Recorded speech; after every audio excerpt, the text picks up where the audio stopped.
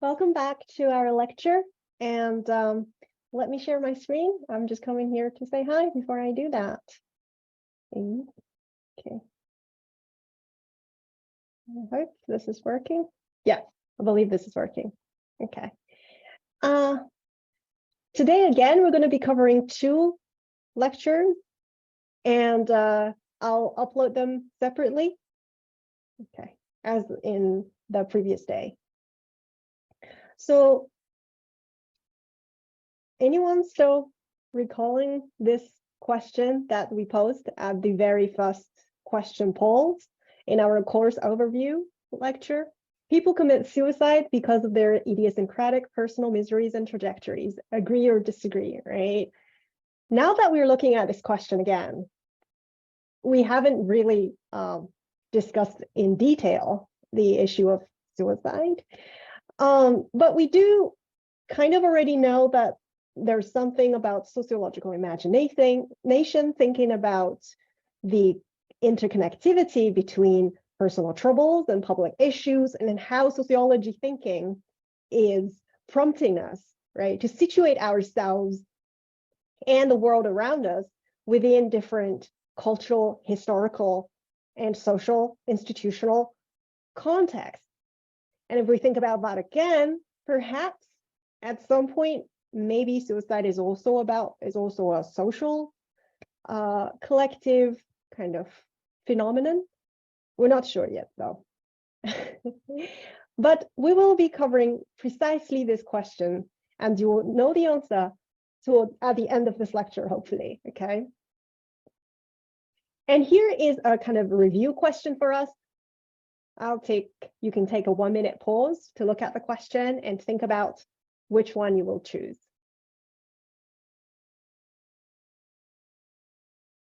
Okay, so it's going to be, yeah, the second one, right? Okay. And today, we're going to be covering in more detail one particular sociologist that we already discussed in the previous lecture on the history of the five guys, Durkheim, remember him? And to think with us in detail what is a social fact and why it is important to sociology. And also, we will also be discussing suicide, actually the title of one of his most important books as well, called Suicide, a Sociological Study, and to think about why it is that for Durkheim, and even for today, it is actually a sociological question instead of primarily a psychological or individualistic one, okay?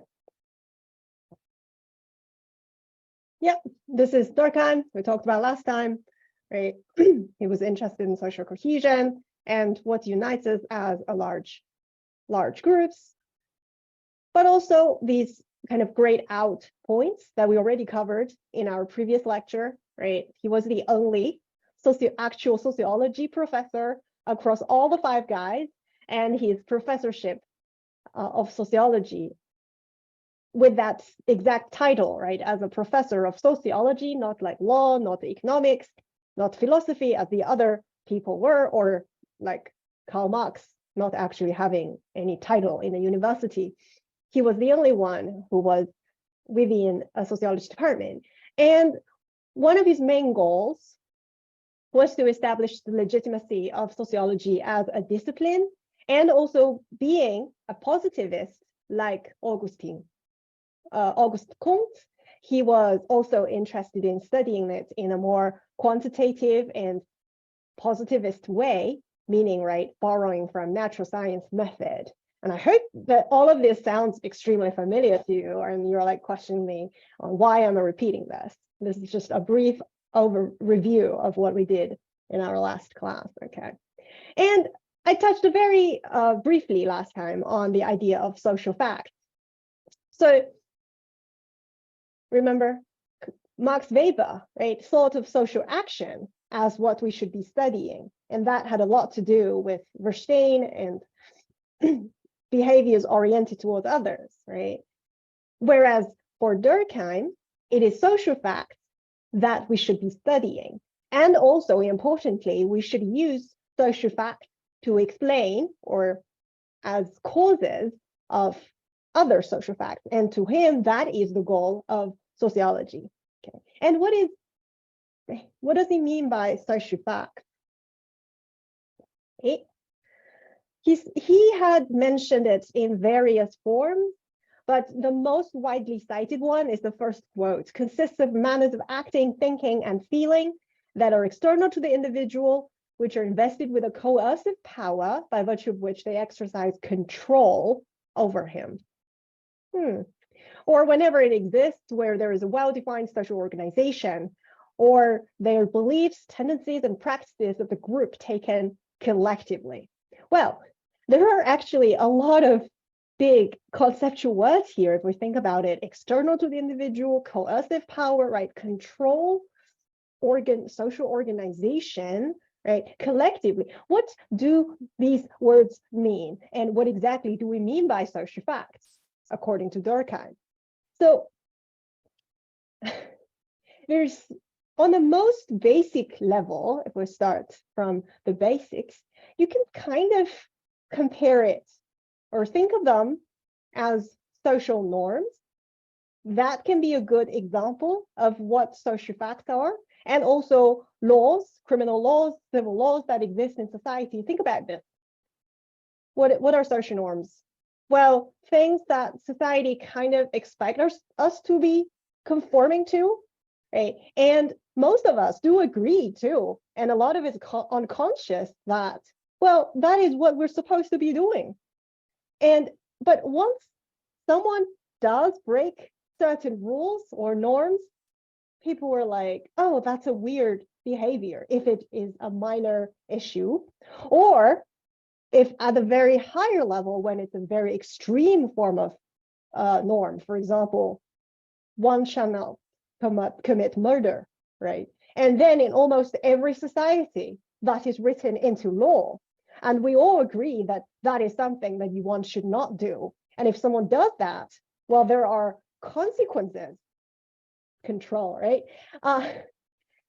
That will be imposed on him, price that he will be paying. And yet, did this person make this law and say murder is wrong? No. Did any of us necessarily remember how we actively created these? No. Or maybe someone who did that did. But even then, if you are the law creator over time, you have to be obeying the law as well, right? And the norms, social norms too. What are examples of social norms? So for example, I have to, because I've been like talking to myself, I can see myself. I'm glad it's at least mirroring. Because there are some apps where if I go left, the video will go right. It's like reflected, like the opposite direction, and that really drives me crazy. But for example, if I'm making this recording, it's a norm that I should be in a quiet place, right? And I shouldn't be having people probably walking around unless there are some good reasons for it. So we can remember during COVID, right, when a lot of TV hosts had to be hosting those TV programs, which are supposed to be extremely professional and fancy, usually at their own home. But it turned out that some unexpected guests would show up, right, in front of the camera, like their pets or their little kids, and people find that cute in a way. And that is not necessarily a violation of certain norms that are punished. And yet, the fact that it does catch people's attention, right? And also, it also depends on, are these unexpected guests that showed up in the camera like considered good things and positive vibes in society or not, right? And that itself is kind of a norm as well. If it's something completely negative and distracting that showed up, of course, people might feel a lot of criticism against that, right? So these are all examples of norms and examples, and thus of social facts as well. Okay, so it's also very important to think about how social facts will vary depending on different social contexts. And that is like one of the main important points of sociological thinking, right? So for example, what we classify as being weird or even uncivil would be different depending on which country you live in. Okay, there are a lot of commonalities as well, but there are differences. Let's just, one example that I noticed is bus etiquette. So in Ithaca, there is no consensus over, for instance, a person having to get onto the bus from the front door. That's usually what's happening because you're going to scan the card. But getting off from the bus, you can choose either the front door and the back door. Okay? And if you, for example, are someone who's waiting to get onto the bus from the bus stop, it is usually considered more courteous. And if you can wait and see if someone got off from the bus first or tried to get off from the front door first, and sometimes if you don't observe attentively enough and you try to get on and you almost bump into the person who's trying to get out of the bus, it could be that the bus driver will tell you, you need to stop, you need to step back first and wait for them. Okay, and that is one way, for example, all of these etiquettes where we're trying to show politeness and we're taught, we're going to be talk about them a little bit more in the future lectures about socialization, but they're also definitely social facts because we didn't create them. The bus drivers didn't create them either, but they are external to us. They have coercive power over us. Most of us follow them without feeling that we are coerced, but those who didn't know them and somehow violated them might feel they're coercive and controlling power, okay? And it doesn't mean something bad necessarily, usually, no. It's just things that are beyond us, beyond our control, but are related to our social relations and behaviors in society, okay? And that's in Ithaca. But what about in the cities in China that I've lived in? Well, actually, the expectation is that you get off from the bus at the back door. And in the broadcasting, so, like the AI will say like which bus stop it is now, right? It will tell you, keep reminding you that you need to move towards the back door when it's going to be your next stop. And then you should proceed to get off from that door. And that's considered a more efficient way of dealing with things. And if someone tries to get off from the front door, nobody does that unless there's a compelling reason. For example, the bus is extremely crowded, right? So we can see that from this very tiny example, though, also important example because they are everywhere, actually, in different realms of society. This is what we mean by social fact, but also social facts being beyond the individual and yet also being what historically, culturally constructed. Okay, that means they vary depending on context. Okay. So important examples of social facts, institutions. We're going to explain a lot more about what institutions are very soon in another lecture. But examples can be education, families, religion, economy, political systems, and also laws that we just talked about, rules, right? And status, positions, roles within society. So for example, me as a passenger on a bus, or me as an instructor of this course. As a passenger, I wouldn't be trying to grab like the wheel of the driver and to drive the bus unless I'm a licensed driver who is, on a shift, right? Otherwise, I would probably, be caught as a criminal doing criminal acts, or it could be that I'm making a film. So if we think about it, a lot of these so-called exciting plots in those action films or any type of TV dramas, a lot of them are exactly about breaking these norms and social facts, expectations the society have on us, which is why they are accordingly interesting because they don't happen usually in real life.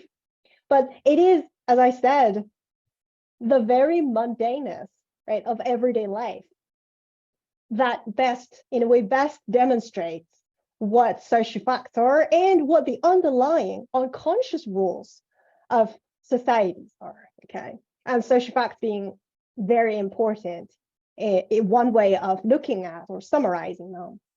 And population dynamics, that's a harder to understand one, because, and institutions too, because these are not necessarily, they didn't look like social norms. They look like just facts, right? But we're going to be talking about suicide and suicide rates very soon. And hopefully by the end of this lecture, after that example, you understand why these factual numbers and stuff that are not necessarily about me telling you what to do or society telling you what to do are also social facts, important examples of social facts. And yes, norms, social facts. Beliefs, very similar to norms, are social facts, okay? And importantly, we can also think of social structure, another big word in sociology. But we can now give it a definition as the sum of social facts, because social facts are things that are beyond us, that have control over us, that are external to us. And yet, the sum of all of that is what structure is, okay? And importantly, what is the distinction between social phenomenon and social fact? A lot of students had confusion of that in the past. One important question here is actually to understand the difference between what's collective. I think that what was also mentioned previously, okay, here, the last one, right, in Durkheim's description of social fact, versus what's general, like general group behavior. This depends on whether certain meaning, purposes, or functions that are in response to social events and are also socially organized, okay, were happening here. If there are, then it's social fact. If not, then it's not social fact. So here an example of people taking out their umbrella. All of us did that, right? Or lots of people on the street did that, and it was because it was raining. Here, what? We're taking out the umbrella in response to the rain. Is that a social fact? That in itself is not a social fact, because we're emphasizing how our behavior and actions was in response to a natural, or in this case, like a kind of weather phenomenon. But think about also the same behavior for lots of people on the street taking out their umbrella. But this time, it is in a context of the 2019 umbrella movement in Hong Kong, where people were trying to show protesting, right, against the Beijing government and trying to pass certain policies and demands, fulfill certain demands that they had as a social movement. And umbrella then became what? A symbol that is attached, associated with certain social meanings and purposes. That point, this behavior, same behavior, becomes what? Yes, a social fact, because it's embedded, imbued with like collective meaning now, okay? So we can think about these different ideas, social norms as a certain part of it, or laws, and social facts bigger than that. For example, marriage rates, suicide rates, school, family are social facts, but not social norms, right? And then social phenomena, or anything that happens in society, but doesn't necessarily have to have coercive impacts on us as social phenomena, but not social facts, okay? Which of the following is not a social fact? Take your time and think about this. I am not going to give you the answer because I already talked about it. But the purpose here is actually that you can see that the other ones are also important examples of social facts, okay? Okay. Then we're coming to Suicide, the book. Okay, it was written in 1897 in French by Émilie Durkheim as a very important contribution to establishing sociology as a discipline, to showing that positivist or quantitative analysis of social phenomena, no one social that known as social facts work and make sense. Okay, that was an important empirical contribution, but also importantly, theoretically, it was showing an exemplary work showing the usefulness of this positivist approach, okay, to studying society. So a very basic starting point for Durkheim is to think of suicide, what we usually take as an extremely personal choice, right, that are caused by a lot of intrapersonal encounters. For example, people got abandoned by their partners, their close family members, and they suffered from multiple failures from their job, their life, employment, right? And also people struggling with mental illness or chronic illness, all sorts of problems in our lives that we usually consider as extremely personal, to a point where we made that very sad decision. But if, for example, we could show that even in such extremely, apparently deeply individualistic cases, there are actually still broader social processes or factors that are at work. They're actually what Durkheim called the causes, the ultimate causes, even if the individuals who committed suicide themselves are not aware, that are at work, then it would make a very strong case for why sociological thinking and this positivist way of analyzing society from a social perspective and analyzing human behavior from a social perspective would make sense and be a valid contribution to scientific projects and disciplines. Okay, that was one thing that he tried to do, yes. And the book had 2 volumes. It's not super big a book, not super big. In the first volume, for example, he discussed a lot of alternative explanations that were not social. And here, when I say social, it's very similar to what I mean by sociological, okay? In this particular case, they're kind of synonyms, because a social explanation in this case is a sociological explanation, okay? So he tried to discuss a lot of explanations that were not social, for example, people suffering from mental illness and climate issues explanations as well. For example, we do have a lot of evidence that the rate of suicide is different depending on seasons of the year. Can you guess which season? Yeah, every time I ask this question, and dismiss me if I'm surprising you, okay? If or you already know the answer, but I would guess that you might say it's winter that people tend to commit suicide more, if there's any seasonal regularity. But no, summer, for whatever reason. And at Durkheim's time already, okay, 19th century, late 19th century, is when suicide happens more than winter, and the highest too, summer. Climate effects, he discussed that, right? Geographic composition, among other things. There are some contextual factors that are natural, right, embedded in a natural environment, and there are some psychological explanations, right, such as you have us struggling with mental illness. And he showed how, on the one hand, sometimes these explanations do not work, and secondly, how social explanations could add to these explanations to be, for a lot of individuals, the ultimate explanation or cause of their suicide.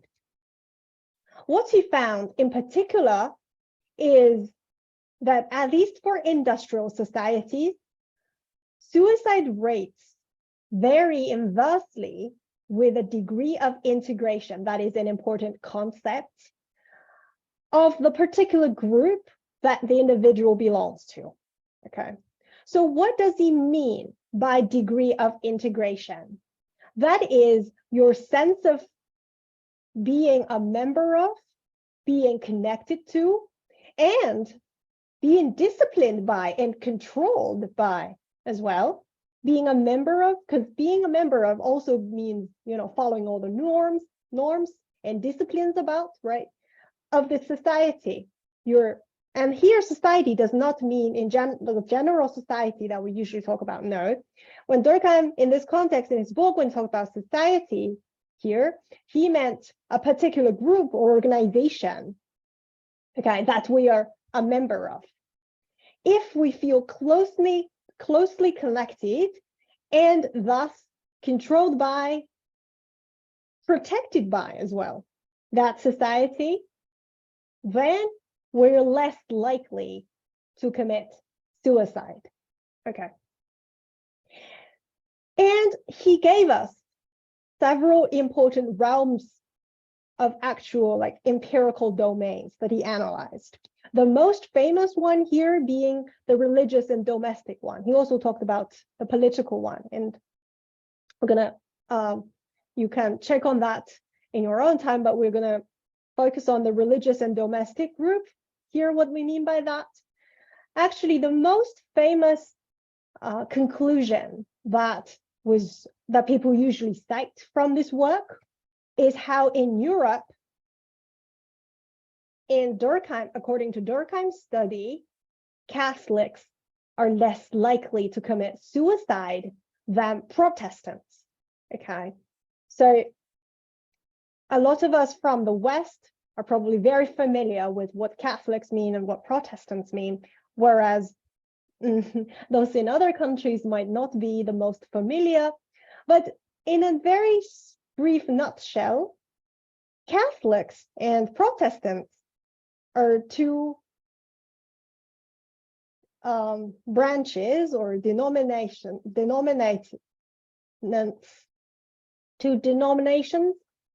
under Christianity. Catholics, we can think of them as slightly more traditional, but importantly, the authority and power of the priest is very well regarded. And also there are certain rituals that we need to go through. So for example, today, when you talk about almost everyone in the US that I ever asked about religion versus spirituality or spiritual practices or belief in God, people almost always want to distance themselves a little bit, unless they're Catholics, I guess, from the idea of religion, thinking that Catholics, in this particular case, is more associated with religion in the sense of there being a lot of rituals and listening to the authority of the priest and making confessions, okay, in them.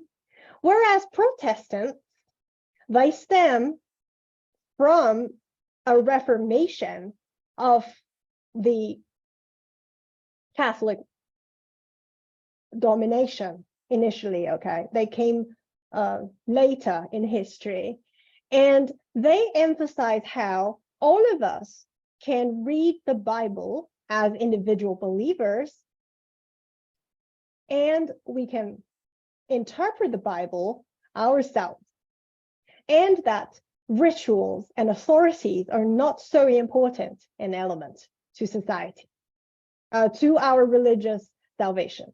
All right. So what are these differences according to Durkheim? Why then is that those who seem more and are often more rationally enlightened and go to school a little bit more as well as Protestants, they might suffer from higher rates of suicide than those who belong to the more, we can say, slightly more traditional kind of Catholic Church?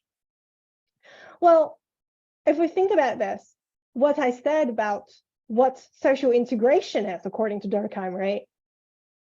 And what social facts are, to the extent that we have to go through all of these rituals and be disciplined and follow what our priests say and be able to confide in them, all of these are part of what more kind of less individualistic society, and we are being controlled, but at the same time protected by the very church that we are a member of, right? And our own time has higher involvement with these collective activities organized by the church, as opposed to if we're a Protestant, okay? So this was some of the key explanations that Durkheim gave. Well, first of all, why we are observing these differences, and secondly, how we can make sense of them. Even if, for example, we think of education as a progressive element in our society. So Durkheim, importantly, doesn't really think that to the extent that we're observing these differences, we should reverse society so that more people can become Catholic. No, okay, absolutely not, importantly, okay.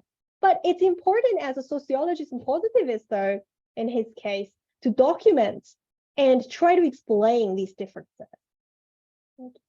And the domestic one, very, very interesting as well, is he found that married people, men or women, tend to commit suicide less than people who are unmarried.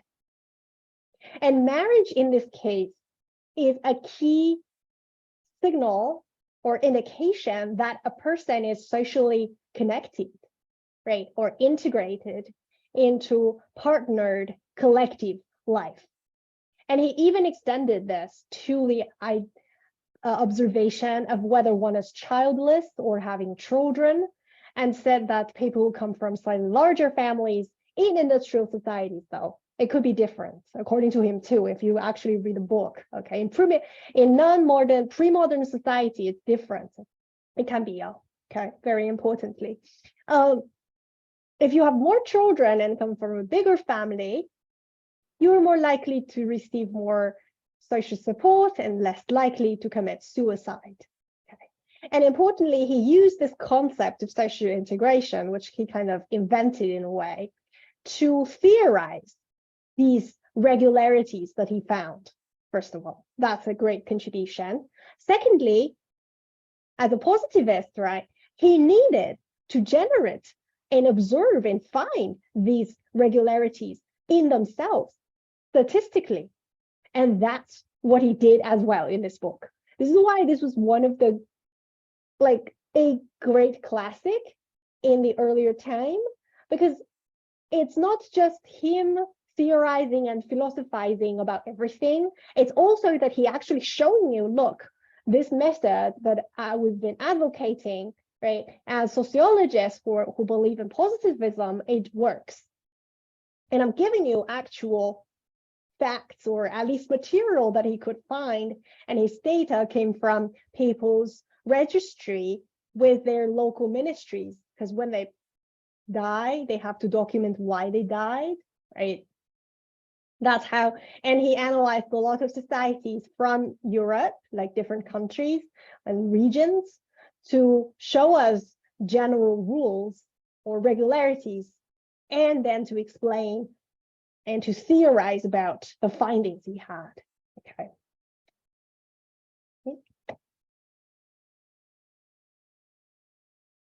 And I think one of the most fascinating things, and I personally find it extremely fascinating, okay, not commonsensical at all, in my opinion, is that Durkheim's book was written in the 19th century, late 19th century. And yet even today, okay, if we look at suicide rates from the 1990 to 2019, and you can go to that website to explore more yourself. And I listed a few different countries here, right? we can see, first of all, that different countries have different suicide rates and trends over time, of course, right? On a collective level, like on average, right? Out of 100,000 people, how many people commit a suicide?